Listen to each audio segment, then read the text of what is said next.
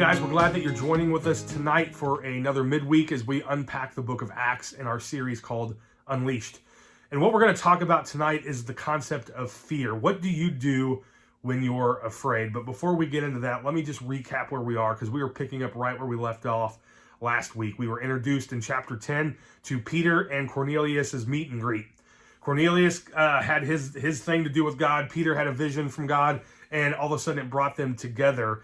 And Peter got to witness the very first Gentile to ever be converted. And it just opened the door for all of the Gentiles to come in. And Peter had to see this with his own eyes to believe it. And so now in chapter 11, we see him going back to the church, explaining what's taken place. And the people there are just having a hard time grasping everything that's going on. And if you look, I believe it's in verse 26, you see that this is the first time that the name has been changed to Christians. And so now that the Gentiles have been accepted and they're going out proclaiming and trying to witness to them to bring them into God's family, they realize they need a different name. They just can't go with Jews or the Jewish culture. Everything is now different. And so the disciples are still processing all this. It still is a hard time understanding, as you see in some of the other letters that Paul is writing, where they still struggle with this concept of Jews being above all. And you see that played out in Ephesians and in Galatians letters that Paul is writing. But here we see with the church and the Christians are now going out at the same time, there is a heavy persecution that's being presented to the church. Herod is going out there killing everybody, and right away we see that James has been killed for his faith, and now they're going after Peter. And so we see Peter, he gets arrested, and it says that he is guarded by 4 squads, which means 16 people. Each squad represented 4 people. And so that's how heavy they cared about this. So once they killed James, they were searching for Peter. They seized Peter, and now they throw him in jail, and they want to make sure he is protected and that he can't escape. And so they have 16 guys, 16 soldiers who are watching over him. And so here's my question to kind of bring up to speed is, what do you do when fear takes place? Because there is fear that is being permeated through the church. You have the disciples who are at John Mark's house, and they are praying heavily for God to intervene in what's going on in Peter's life.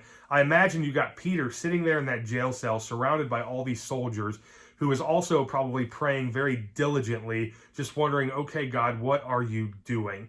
And that's the question I want to ask you, is when you feel this way, when you feel that God is silent in your life, when you feel that things just aren't going the way that you had hoped or planned, what is your reaction to God? Is it to be submissive and continue in obedience, trusting that he's got this under control? Or do you throw your fist up and just become angry and bitter because this isn't the plan that you thought God would have? Do you see the difference? And it's easy for us to struggle in this concept of trying to make God do what we want. And I'm sure that they were praying hard and they were saying the right things, if that's even possible, and they were really pleading out to God. But here's the question that you're going to find is, do you believe what you're praying for?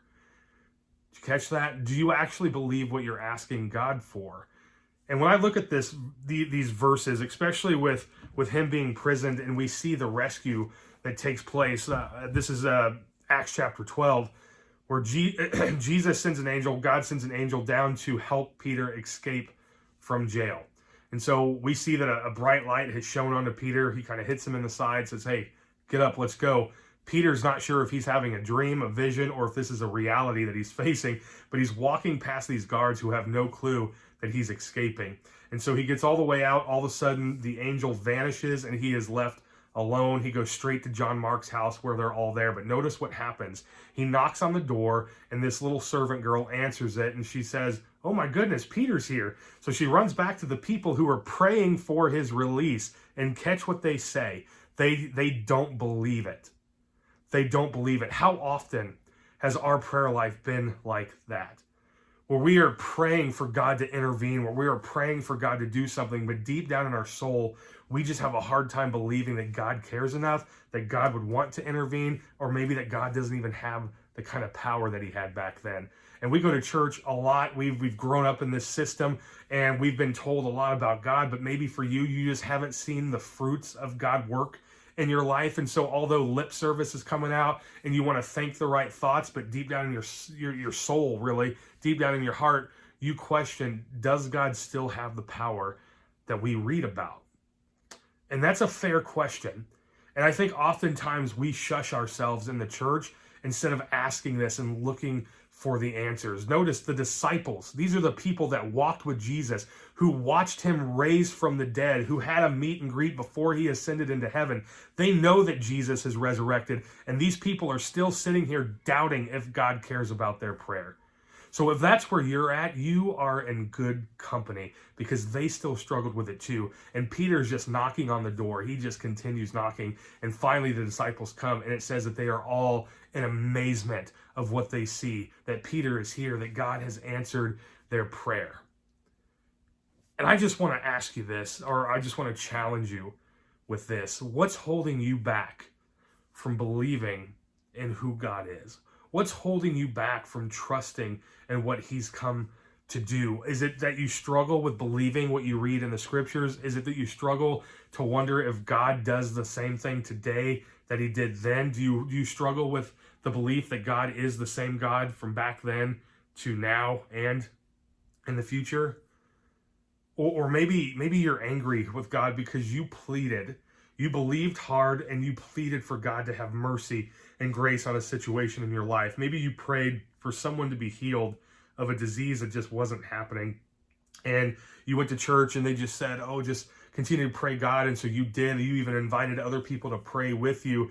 And you were just really struggling with the concept that God said no.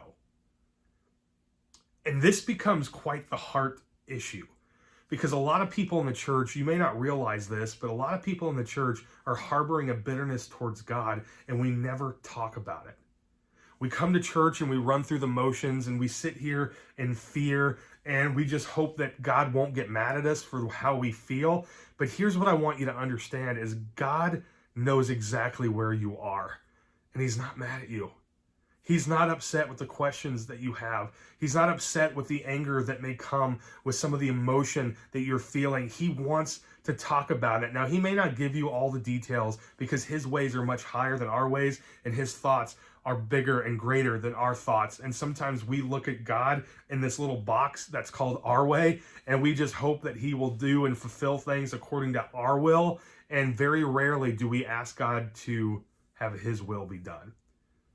And this is a hard pill to swallow sometimes, because we're taught very, very young on how to pray. And I'm noticing as Christians grow up, as they graduate high school, their prayer life starts to become a lot more slim. And it's because they lack the belief in who God says he is. But again, if that's you, look at this story and see the disciples who had seen Jesus resurrected, and they are still struggling to think that God would care enough to answer their prayers. Friends, I don't know where you are, and I don't know what you're feeling on the inside, but I know that we can talk about this. If no one else, you can talk to God about your feelings. You can talk to God about the heartache, the bitterness that you're dwelling within, and just go and lay those at the feet of Jesus and ask him to give you a soft heart to the things that you don't understand. And maybe God will give you an answer. Maybe he won't. Maybe he'll lead you into a Bible verse that will help comfort where you are. But nonetheless, God has an army of angels who are willing to fly right down to you and minister to you. Don't be afraid to ask for that. Don't be afraid to ask God to send an army to just comfort you, to bring you peace in a hard situation so that his will can be done. Even when I don't understand it, your will be done. And maybe, just maybe, we'll get to walk through the prisons of our life, free, seeing what God has done through his mercy, through his grace. And on the other side, we have a story to tell, and people may not even believe it. That's how crazy this can be. But it all starts with trusting God with the things that we fear the most. And for me, if I'm honest, it's the unknown.